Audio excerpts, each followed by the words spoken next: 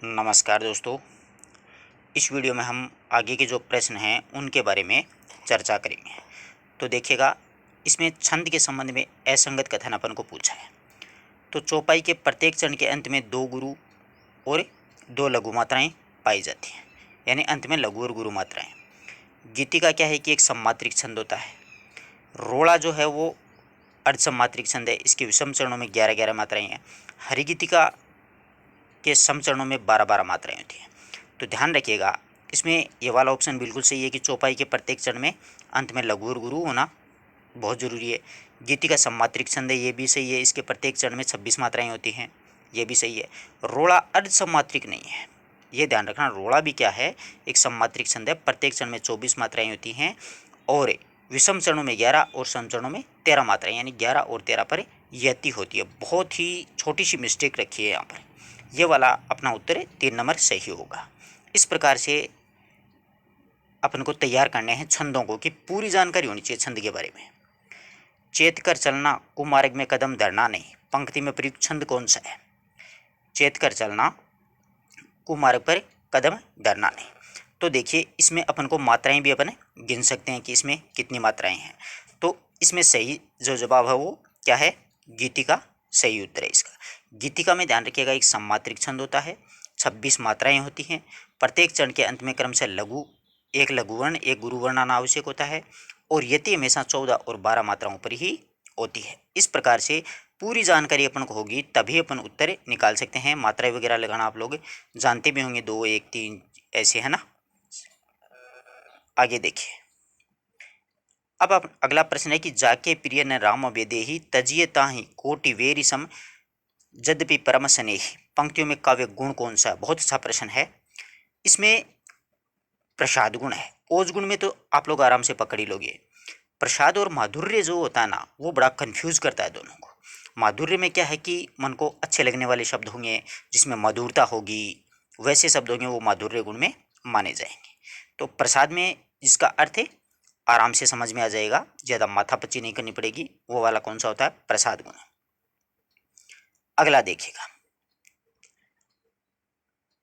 अगला प्रश्न है कि वेदना वेदांत स्पर्श शून्य ब्रह्मानंद सहोदर रस का स्वरूप विवेचन करते हुए ये लक्षण जो है वो किस संस्कृत आचार्य के द्वारा दिया गया था? तो यानी इसमें यही कहना चाहते हैं, आपको नॉर्मल वे में मैं बता दूं कि रस को ब्रह्मानंद सहोदर किसने कहा, कि ये ब्रह्मानंद सहोदर क्यों होता है? ये विश्वनाथ के द्वारा कही गई बात है। अब क्यों होता है, इसका भी एक छोटा सा कारण होता है कि उसको ब्रह्मानंद सहोदर इसलिए कहा जाता है रस को, कि कोई भी जैसे देखेगा काव्य होता है, उस काव्य को पठन से पाठक को पढ़ने के साथ जो आनंद का अनुभव होता है और उसी परम शांति की प्राप्ति होती है, उसे मतलब पढ़ने वाले को अच्छा लगता है ना, उसे परम शांति प्राप्त होती है, वो आत्मसंतुष्ट हो जाता है। इस कारण काव्यानंद को आचार्य विश्वनाथ ने क्या कहा है? ब्रह्मानंद सहोदर के समान कह करके पुकारा, यानी ब्रह्म के आनंद के एक सहोदर सगा भाई के समान उसे बताया। अगला देखिएगा, अब ये तो आप लोग पूछो ही मत, इस प्रकार का प्रश्न आया है कि आधे से ज़्यादा विद्यार्थियों को तो मतलब इसमें बहुत ज़्यादा डर लगता है कि होता क्या है। विभाव, अनुभाव, संचारी भाव, है ना, आश्रय, इनका तो बहुत ही बड़ा लफड़ा रहता है हर एक विद्यार्थी के।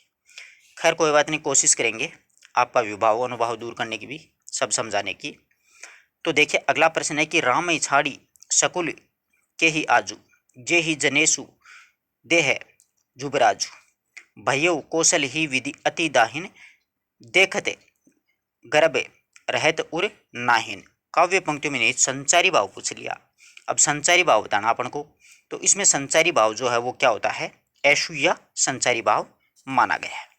अब देखिएगा, ये जो प्रश्न है ना, जो आप जब रस पढ़ते हो तो रसों में आश्रय, विभाव, अनुभाव, संचारी भाव, ये सारे होते हैं। ये तब भी आपको समझ में आते हैं जब आप कोई भी जो छंद होता है, कोई भी दोहा होता है, उसका आप अगर भावार्थ निकालना जानते हो। अगर भावार्थ निकालना आपको नहीं आता है तो आप लोगों के लिए ये संचारी भाव क्या है, बहुत बड़ी एक समस्या है। ऐसे प्रश्नों को हो सके तो एग्जाम में अगर ना समझ में आए तो बिना संकोच के छोड़ दो, उसी में फ़ायदा है। अगर फालतू में आप यूं हर्ष हो रहा है, आवेग हो रहा है, ऐसे कुछ भी नहीं हो रहा है, नंबर जरूर कट रहा है, माइनस मार्किंग चल रही है, इस चक्कर में अपनी विद्वता मत दिखाना परीक्षा में। आपको खुद को तो पता ही है ना कि मुझे कितना आ रहा है, मुझे पता है। विद्यार्थी वर्ग जो है, बहुत बड़ा विद्यार्थी वर्ग जो है, वो एक्चुअल में क्या है कि ये विभाव, अनुभव, संचारी भाव वगैरह वगैरह जो भी होते हैं ना, इनमें बहुत पीछे है। ये चीज़ इनके पल्ले ही नहीं पड़ी है। संचारी भावों की सीधी सीधी संख्या पूछ लेना तो अपने आराम से कर देते हैं कि 33 होती है। अन्यथा इसमें कौन सा संचारी भाव है, कौन सा अनुभाव है, कौन सा विभाव है, कौन सा आश्रय है, कौन सा विषय है, ये बातें हर एक के पल्ले नहीं पड़ती हैं। तो ध्यान रखिएगा, ऐसा प्रश्न अगर आपको आता है तो आप लोग आराम से, अगर पूरा दोहा समझ में आए तो ही उसका उत्तर देने की कोशिश करना, अन्यथा कोई आवश्यकता नहीं है आपको विद्वता दिखाने की। अगर बात अच्छी लगे तो आप लोग गौर कीजिएगा, अन्यथा तो भैया आपकी मर्जी, पेपर आपका, आप कर सकते हो। मेरा कहने का फर्ज था, जो सही जो सच्चाई है वो मैंने बता दिया आपको। अवे रही अडोले, ठहरात गात बोले नाही, बदल गई है छठा बदन सांवरे की, भरी भरी आवे नीर लोचन दह दहुन बीच, शराबोर संवेदन में सारी रंग तारे की। उपयुक्त पंक्तियों में कौन सा सात्विक अनुभाव है? अब यहाँ पर पूछ लिया सात्विक अनुभाव, कहाँ पर पूछ लेते हैं अनुभाव, कहाँ पर पूछ लेते हैं विभाव। अब ये भी, अब ध्यान रखिएगा, सात्विक अनुभाव जो होते हैं ना, वो कितने होते हैं? 8 होते हैं। अब यहाँ पर मतलब अपने को पूछा है कौन सा सात्विक अनुभाव है, तो यहाँ पर रोमांस जो है वो सात्विक अनुभाव है। कौन सा है? रोमांस सात्विक अनुभाव है। मतलब रोंगटे खड़े हो जाना, शरीर का रोम रोम खिल उठना, जो होते हैं ना, जैसे स्तब्ध है, सवेद है, स्वर भंग है, विपत्तु है, विवण्य है, अश्रुपात है, रोमांस है, प्रलय है, उसमें यहाँ पर ये रोमांस है, मतलब रोंगटे खड़े करने वाला। रस के संबंध में असंगत कथन का अपन को छांटना है। भक्ति को स्वतंत्र रस के रूप में पूर्ण प्रतिष्ठित 17वीं शताब्दी में पंडित जगन्नाथ के द्वारा किए गए थे। भक्ति रस जो है उसको पंडित जगन्नाथ ने पूर्ण प्रतिष्ठित किया था। ठीक है, पहली बात बिल्कुल सही है। 10वें रस के रूप में वात्सल्य रस की प्रतिष्ठा उद्भट के द्वारा की गई थी। सही है। आचार्य भर्तमुनि ने रसों की संख्या 8 स्वीकार की है। बिल्कुल सही है। और बहुभूति ने एकमात्र रस करुण रस को स्वीकार किया। दिखने में सारे के सारे ही क्या लगते हैं? बिल्कुल सही लगते हैं। परंतु 10वें रस के रूप में जो है वात्सल्य रस की अगर बात किया जाए तो 10वां रस वात्सल्य रस नहीं था, 10वां रस शांत रस था। ठीक है, 10वां रस कौन सा था? यहाँ पर शांत रस था। और उस शांत रस को ये उद्भट जो है वो शांत रस की प्रतिष्ठा की गई थी इनके द्वारा। उद्भट के द्वारा शांत रस की प्रतिष्ठा है वो की गई थी। वात्सल्य रस की इनके द्वारा कोई प्रतिष्ठा है वो नहीं की गई थी। वात्सल्य रस की अगर चर्चा की जाती है तो वो 11वें रस के रूप में आचार्य विश्वनाथ के द्वारा प्रतिष्ठित किया गया था उसको। आचार्य विश्वनाथ होता ना यहाँ पर वात्सल्य रस की जगह, उद्भट की जगह, तब तो बात सही थी। अन्यथा यहाँ पर उद्भट जो हैं उन्होंने शांत रस की प्रतिष्ठा की थी और विश्वनाथ ने वात्सल्य रस की प्रतिष्ठा की थी। ऐसे देखो छोटी छोटी बातें उठाई हैं, काफ़ी गहराई का प्रश्न है। अगला देखिएगा, अगला प्रश्न तो और भी शानदार है। हाँ, अगला प्रश्न देखिएगा अपना कि मन पछते हैं अवसर बीते, दुर्लभ देह पाई हरिपद भजू, कर्म वचन अरुहि ते। उपयुक्त पंक्ति में किस रसावयव का उल्लेख है वो किया गया है? यानी इसमें अपन को कौन सा रसावयव है वो आया है। तो इसमें वाचिक अनुभाव जो होता है ना, कायिक, वाचिक, सात्विक और आहार्य, इस प्रकार से जो अनुभाव होते हैं उनमें यहाँ पर कौन सा है? उनमें यहाँ पर ध्यान दीजिएगा, वाचिक अनुभाव है। वाचिक का मतलब होता है कि मुख से बोल करके प्रकट की जाने वाली जो चेष्टाएं होती हैं उसे वाचिक अनुभाव के नाम से जाना जाता है। अगला प्रश्न बहुत ही शानदार है कि नन्नु शब्दार्थो काव्यम, उक्त काव्य लक्षण किस आचार्य के द्वारा प्रस्तुत किया गया? यानी काव्य की परिभाषा पूछी है। तो नन्नु शब्दार्थ काव्यम है। यह मैंने आपको काव्य के लक्षण वाला वीडियो जो बताया था ना, पढ़ाया था ना, उसमें आराम से एक एक बात बताई थी। ये जो है वो रुद्रट के द्वारा दी गई काव्य की परिभाषा है। काव्य लक्षण की परिभाषा है वो किसके द्वारा दी गई है? रुद्रट के द्वारा दी गई है। अगला प्रश्न तो और भी शानदार है। ये शानदार क्यों है उसके पीछे मैं आपको बताऊंगा। देखना आप लोग खुद भी इस बात को लेकर के मतलब आश्चर्य करेंगे कि हाँ वास्तव में प्रश्न क्या दिया है, बहुत ही गजब का प्रश्न बनाया है। अगला प्रश्न है कि प्रतिभा प्रतिभा से हेतु प्रतिभा नवनोमेशालिनी प्रज्ञा, यानी ये कहकर के प्रतिभा को काव्य का मुख्य हेतु किस आचार्य के द्वारा स्वीकार किया गया है। मतलब एक परिभाषा दी गई है, इसमें ये हेमचंद्र के द्वारा परिभाषा दी गई है, मैंने आपको बताई भी थी। अब दूसरी बात, अब यही जो परिभाषा है प्रतिभा की, यही जो परिभाषा है वो एक भट्टतोल नामक एक विद्वान हो रहे थे, वो भी बताई थी मैंने आपको। ये जो प्रज्ञा जो शब्द है ना, ये उठा करके इस साइड में यहाँ पर रख देगा ना, तो ये परिभाषा बदल जाएगी, भट्टतोल की परिभाषा बन जाएगी। मैंने ये सारी परिभाषा करवाई थी आपको। अगला प्रश्न भी बहुत अच्छा प्रश्न है।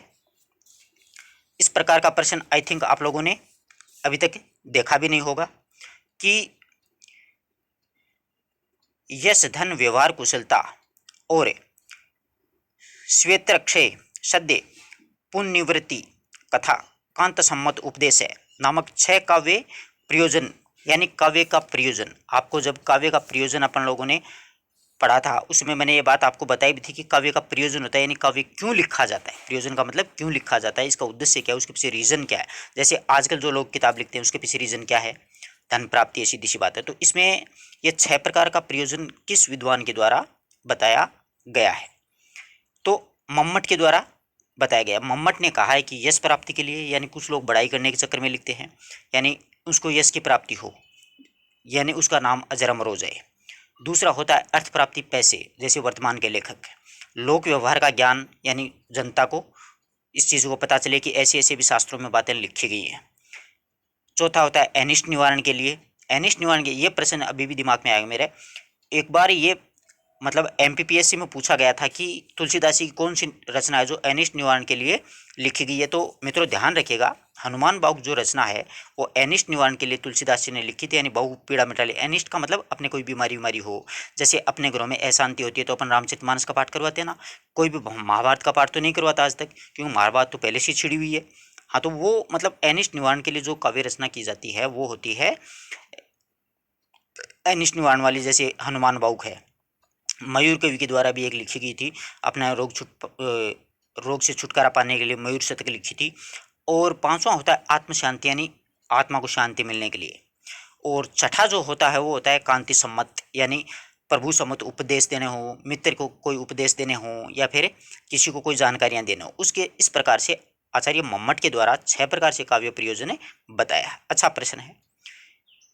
अब और भी शानदार एक प्रश्न आता है कि ये तो जैसे देखिए साधारणीकरण वगैरह है, साधारणीकरण मैंने आपको आई थिंक करवाया नहीं था, वो थोड़ा सा छूट गया, और किसी भी विद्यार्थी ने बताया भी नहीं कि हमें साधारणीकरण की वही आवश्यकता है, क्योंकि विद्यार्थीगण बहुत ही समझदार हैं, उनको जितना करवा दिया जाता है उतना ही ठीक है। तो देखिएगा साधारणीकरण जो है उसके बारे में ये प्रश्न पूछा है कि साधारणीकरण की व्याख्या करते हुए किसने मधुमती की भूमिका की परिकल्पना की है। तो मधुमती की भूमिका की परिकल्पना है वो श्याम सुंदर दास जी के द्वारा की गई है। अब एक बात बताऊं आपको, कई बार ये भी पूछा जाता है कि ये मधुमती की भूमिका होती क्या है। आप किसी को अगर पता हो तो आप लोग कमेंट जरूर कीजिएगा। मधुमती की भूमिका देखिएगा, एक्चुअल में क्या होता है कि जब कोई साधक होता है ना, प्राचीन काल में जैसे साधक होते थे, तो अपने आप को ईश्वर के साथ में क्या कि खो दिया करते थे, उसमें डूब जाया करते थे पूरी तरह से, यानी ईश्वर की भक्ति में इतना लीन हो जाना कि अड़ोस पड़ोस में क्या आ रहा है किसी को पता ही ना चले। वो होती है हम मधुमती की भूमिका। जैसे वर्तमान काल में आप देखते हो गार्डन वगैरह में, जैसे कोई प्रेमी प्रेमिका से बातें कर रहा होता है फ़ोन ऑन कॉल पर, तो उसको ऐसे पता ही नहीं होता है कि वो उसके साथ हो क्या रहा है, वो तो उसकी मासूका की याद में खोया हुआ रहता है, उससे बातें चलती रहती हैं, रात को 3 बज जाते हैं, कई बार तो सुबह के 5 भी बज जाते हैं, फ़ोन ही डिश हो जाता है, परंतु बात चलती रहती है। वो मधुमती की भूमिका में पहुंचा हुआ रहता है, वो होती है मधुमती की भूमिका, यानी अपने आप को खो देना। अब ये साधारणीकरण है ना, वो बहुत ही आसान है। इसमें 3-4 कोटेशन पूछे जाते हैं। जैसे कई बार परीक्षा में कई बार आया हुआ है कि आलम्बन धर्म को साधारणीकरण किसने माना, आचार्य शुक्ल ने। कवि की अनुभूति किसने माना, डॉक्टर नगेंद्र ने। और सहृदय पाठक के साथ में चित्त का साधारणीकरण किसने माना, श्याम सुंदर दास ने। और भावकत्व का साधारणीकरण किसने माना, तो भट्ट नायक ने। ममतत्व परतत्व की भावना से अलग होना वो किसने माना, तो अभिनव गुप्त ने। ऐसे साधारणीकरण में 3-4-5 कोटेशन है, वो आराम से आप याद कर लेना, कोई ज़्यादा हार्ड नहीं है। अब अगला प्रश्न देखिएगा आप लोग, यह प्रश्न कई बार परीक्षा में पूछा भी गया है और अब की बार भी इसका आने का पूरा पूरा चांसेज है।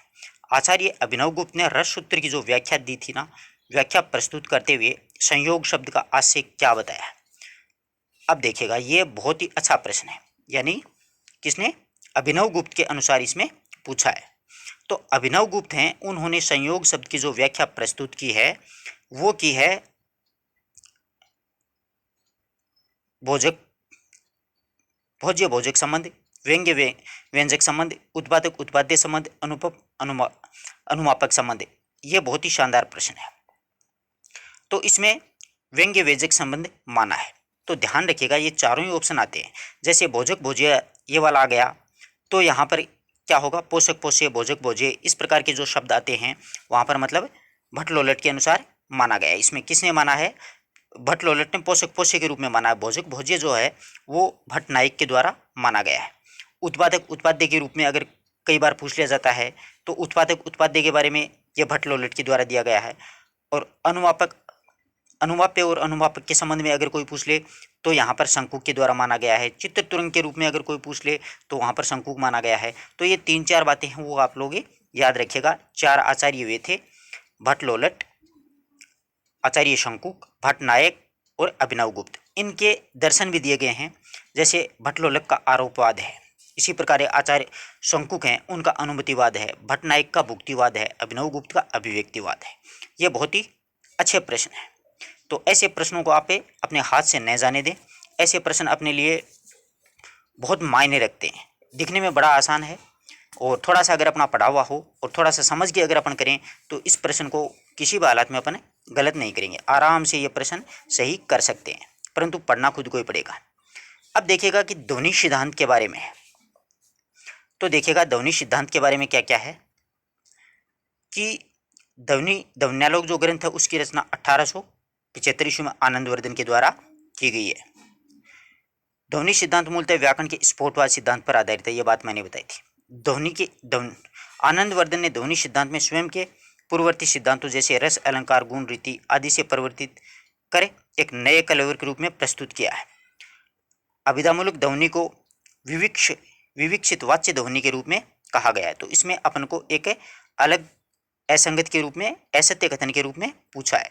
तो इसमें असत्य जो कथन है वो है आनंदवर्धन ने ध्वनि सिद्धांत को स्वयं के परिवर्तित सिद्धांतों यानी स्वयं के खुद के परिवर्तित सिद्धांतों को नहीं, अन्य जो रस अलंकार ध्वनि सिद्धांत है ना उसके बराबर ला करके उन्होंने रख दिया और ये सिद्ध कर दिया कि ध्वनि भी अपने आप में एक सिद्धांत है।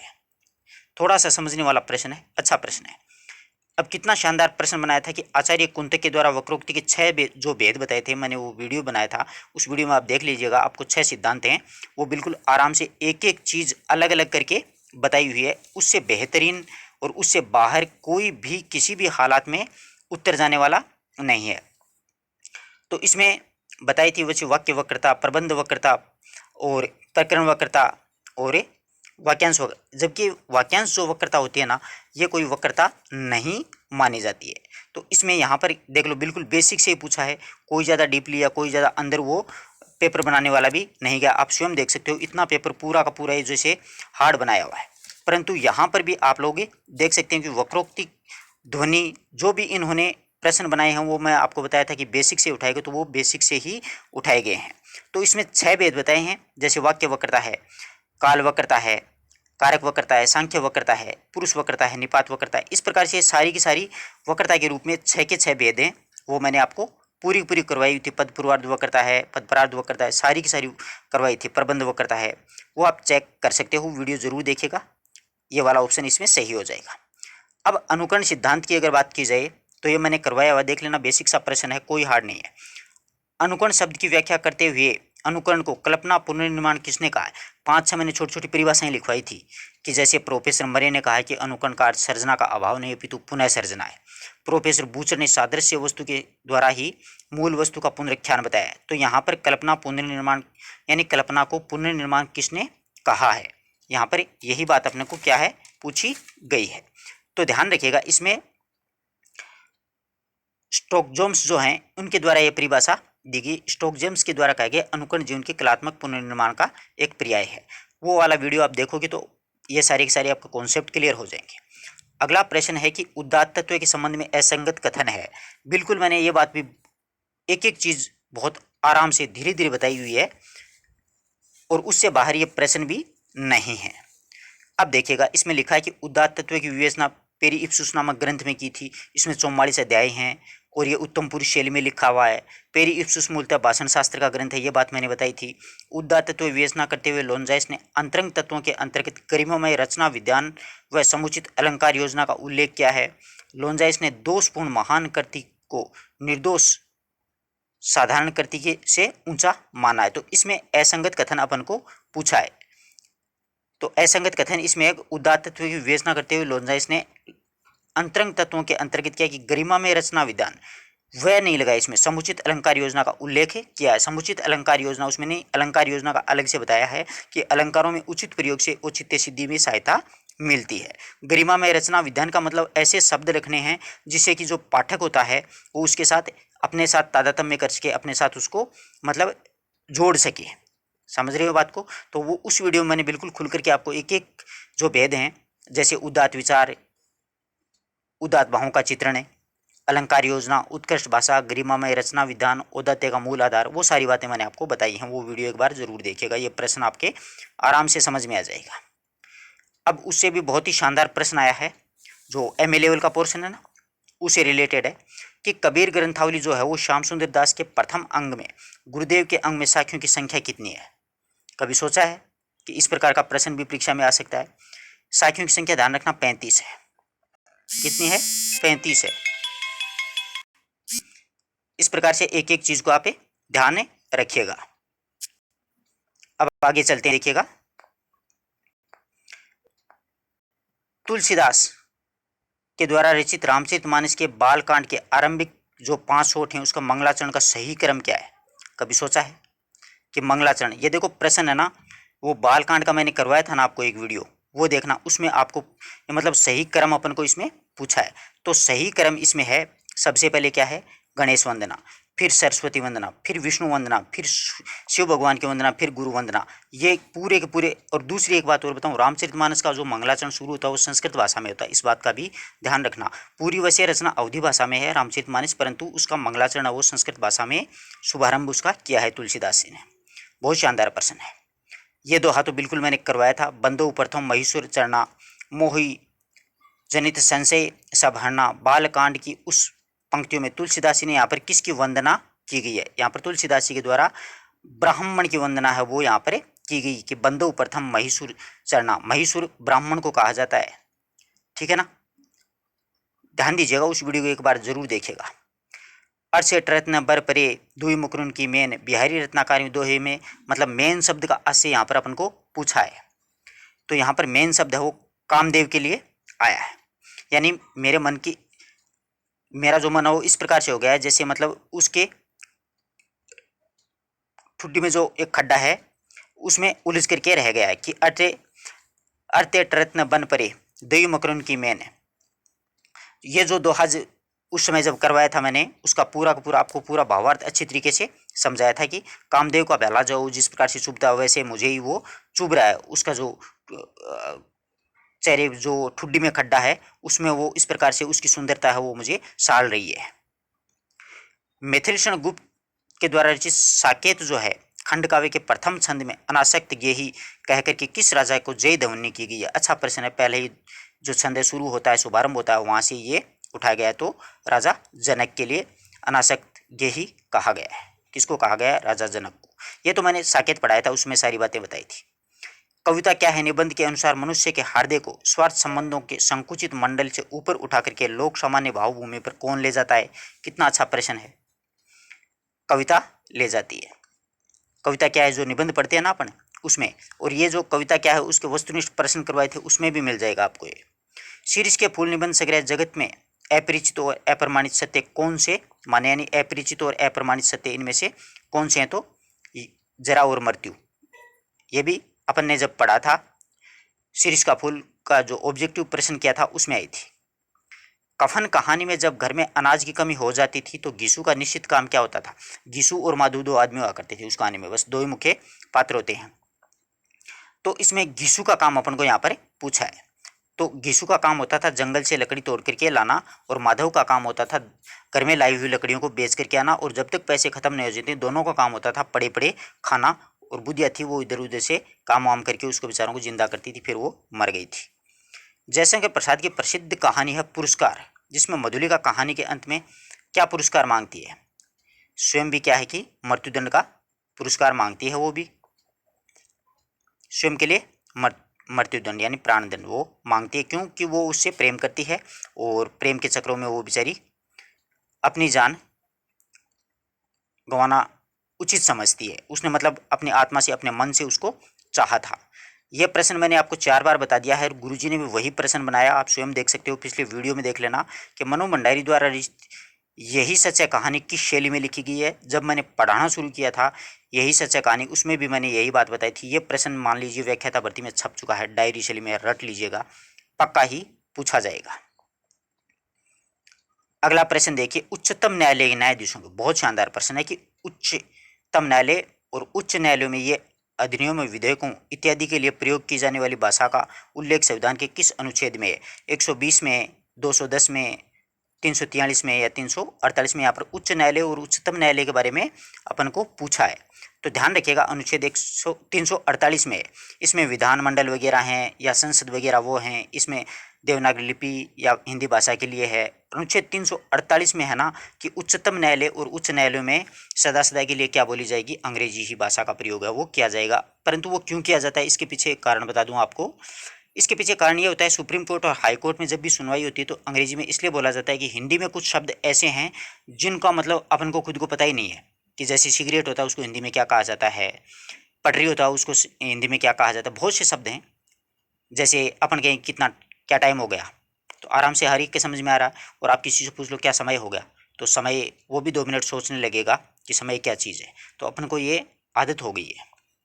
ये अच्छा प्रश्न है, व्याख्याता भर्ती के लायक है कि पावरी, बनाफरी, राठौरी और लोधांती निम्न में से किसकी उपबोलियां मानी जाती हैं? बहुत ही अच्छा प्रश्न है। ये बुंदेली की उपबोलियां हैं। किसकी उपबोलियां हैं? बुंदेली की उपबोलियां हैं। यह प्रश्न कई बार परीक्षा में आ चुका है और नेक्स्ट आने वाला भी है कि लिपि सुधार आंदोलन में पंचमा अक्षर के स्थान पर अनुस्वार का प्रयोग करने का सुझाव किसने दिया था? तो बाबू श्याम सुंदर दास के द्वारा ये सुझाव है वो दिया गया था। बहुत बार पूछा गया है और बहुत बार और भी पूछा जाएगा, और अपने भी व्याख्याता भर्ती में आएगा। अब नीचे देखिएगा 30 प्रश्न बचे हैं, वो हैं अपने साइकोलॉजी के। नेक्स्ट वीडियो में अपन उसकी भी चर्चा करेंगे। अगर यहाँ पर किसी प्रश्न में आपको कोई डाउट लगता है तो आप लोग पूछ सकते हो। ऑनलाइन अगर आपको टेस्ट देना है तो डिस्क्रिप्शन में आपको पूर्व अभ्यास जो मोबाइल ऐप है उसका लिंक दिया जाएगा। ऑफलाइन देना चाहते हो तो इस नंबर पे आप कांटेक्ट कर सकते हो। बालकृष्ण जी गुरु जी का बहुत बहुत धन्यवाद जो अपने को ये इतने शानदार प्रश्न प्रोवाइड करवा रहे हैं, उपलब्ध करवा रहे हैं। और यूट्यूब पर अगर सुनना चाहते हो तो अपन जिंदाबाद हैं। धन्यवाद दोस्तों। अपने मित्रों तक भी शेयर कर दिया करो थोड़ा, ताकि लोगों को भी पता चले कि शानदार कंटेंट अपन को मिल रहा है।